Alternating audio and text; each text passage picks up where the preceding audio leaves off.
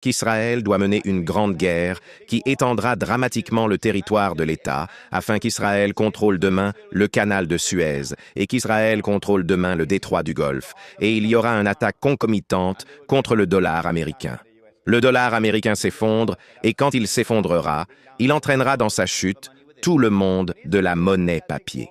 Quand Israël mènera cette grande guerre, je m'attends à ce qu'Israël déchaîne des armes de guerre que nous n'avons jamais vues auparavant. Et à la fin, Israël prendra la relève des États-Unis en tant que nouvel État dominant dans le monde. Mais Israël ne peut pas mener cette guerre tant qu'il reste encore des obstacles significatifs sur son chemin. Maintenant, mettez vos casquettes de réflexion. Quel est l'obstacle le plus significatif qui se dresse encore sur la voie d'Israël pour mener une grande guerre? Est-ce un homme nommé Oussama Ben Laden et ses hommes cachés dans des grottes en Afghanistan? Est-ce cet homme aux yeux bleus, ce valet des Yankees nommé Saddam Hussein? Sont-ils des obstacles significatifs? Est-ce les talibans en Afghanistan? Réveillez-vous. Aucun d'eux n'est un obstacle significatif pour Israël. Israël n'a qu'un seul obstacle majeur sur son chemin qui doit être éliminé avant qu'Israël puisse mener cette grande guerre. C'est la capacité nucléaire du Pakistan et couplée à cela, la capacité missilière de l'Iran.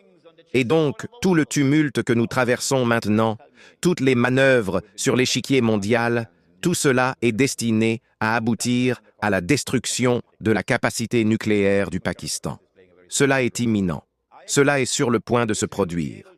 Pervez Musharraf joue bien sûr un rôle très important dans cela. Je pense qu'Israël pourra mener une grande guerre probablement dans les 5 à 10 prochaines années. Mais Allah sait mieux.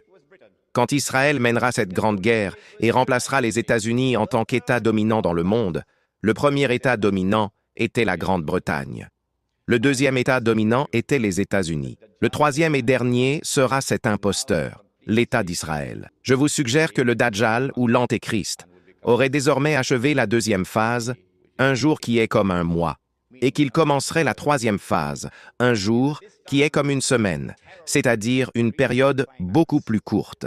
C'est à ce moment-là que le terrorisme atteint son apogée. Ils n'ont pas seulement attaqué le cheikh Ahmad Yassine dans un acte de terrorisme d'État que Washington n'a pas vu, ils ont maintenant attaqué et tué Abdelaziz Rantisi, et ils ont déclaré qu'ils continueront à tuer tous ceux qui osent lever la main contre l'État d'Israël. C'est le plus grand terroriste de tous dans le monde, l'État d'Israël. Mais CNN ne vous le dira jamais.